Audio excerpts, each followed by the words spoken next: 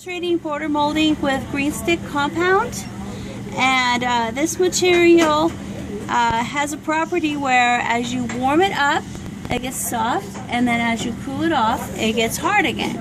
And I think you've used it maybe with one other project a little bit, but they probably didn't get out the water baths and stuff, because when we're working with the patient it's very important that the water is the correct temperature, or the material is the correct temperature when it goes to the patient's mouth, or it will burn them. So if we were just using it on the bench, you know, if it's extra hot, it really doesn't matter as long as you aren't burning it. But in the mouth, you have to keep it right about 140 degrees, because then it'll be soft enough that it will move for the border, but it will be cold enough that it won't burn your patient. So you want to be in that kind of that sweet spot. So the important thing, we're going to be border molding on a cast because we don't have a patient to work on right now. A tray has been formed which adapts into the edentulous area, and then this tray we're going to be taking an impression of the edentulous area, and eventually the cast is going to be corrected and make an altered cast. So the first step for doing this, we use 3 sources of heat. And the first source of heat is the bunsen burner. That will get the material hot. The second source of heat is the torch. So we can use that to shape and get it very nice and warm, because we want it very hot before we put it into the hot water bath, which is actually the cooling element, and it cools it to the right temperature. If you use it too cold and then put it in the hot water bath, it won't bring it up to the correct temperature. So you need it a little too hot first and then get it cold, the correct coolness. So when we're using the Bunsen burner, we want to take the green stick compound and have it go in and out of the flame, and we're twisting. So it's the same as we always do. When we're getting it hot, we don't want to just heat it in one spot. We want to be twisting it and moving it in and out so that slowly the inside as well as the outside will get warm. So it's a form of wax that we're using here, and it'll start to drip. And this is where I'm trying to be really careful. And I'm going to get it nice and rolly here, and then we're going to place it on the edge, and it'll drip onto the edge. Now when you do it, it'll probably be more like, you know, that, right? Okay, you know. So let's say it's not quite how you want it. And what you then can do is get your hands wet and maybe take some of this off. You know, always touch it with wet hands. Maybe place it and you're like, wow, I don't really have enough here. But right now I really just want to border mold this edge. I'm going to take this off. So the nice thing about this material is very cheap, easy to use. Once you get used to it, you can do a lot of building and shaping with it. So now I've kind of made it look sort of like a border, but yet it's really cold now.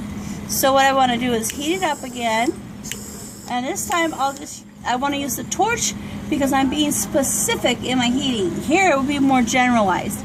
This I can be very specific in my heating.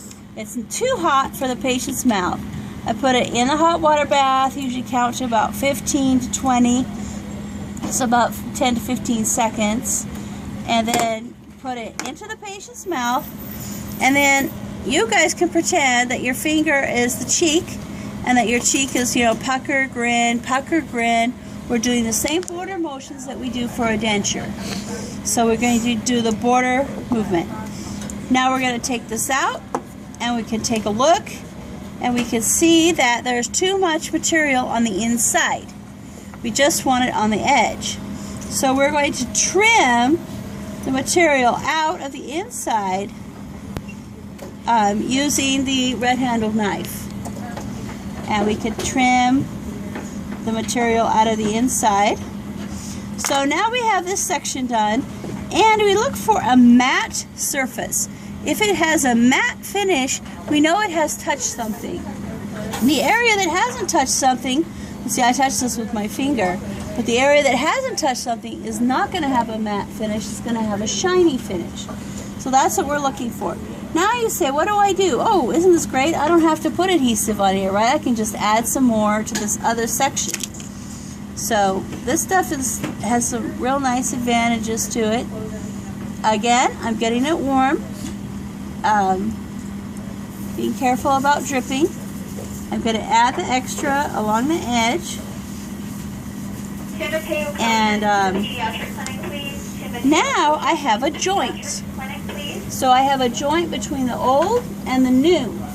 So this is where the spot torch comes in handy. You can use a hand-out torch or one of these torches, and you warm the junction, and guess what? It molds into itself like it never existed.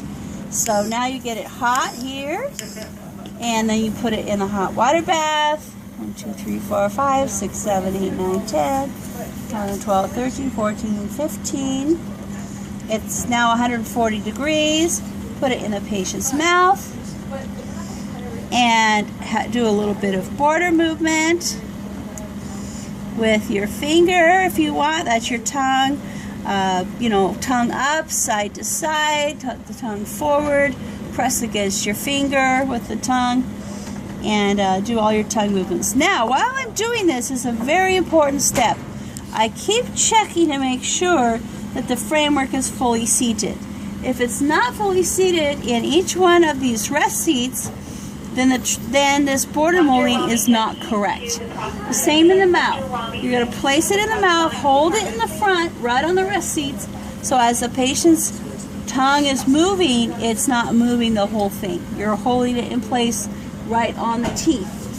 Because that's the whole point, is that you're keeping the teeth nice and solid while you're doing the border molding with the material. Now you're going to take the material off, and you're going to check to see if you have created a border all along here correctly. Okay, so once you feel like you've created the border that you want, you can cut the excess off.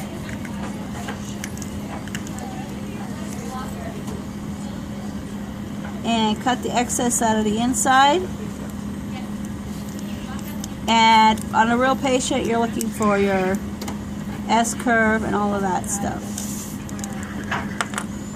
And so there is the border molding that you want, the edge created with this. Now, it might take you a couple more tries. The nice thing is, let's say you don't like this.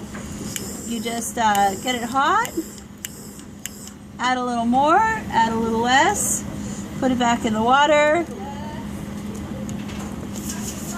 Make sure it's kind of wet. When you put on the cast, it won't really stick that way. Make sure all the borders are in there, and you take it out, and you have a nice border. Make sure it gets cold. I got a little excess right there. Make sure that the material is cold before you go on to take the impression. Okay?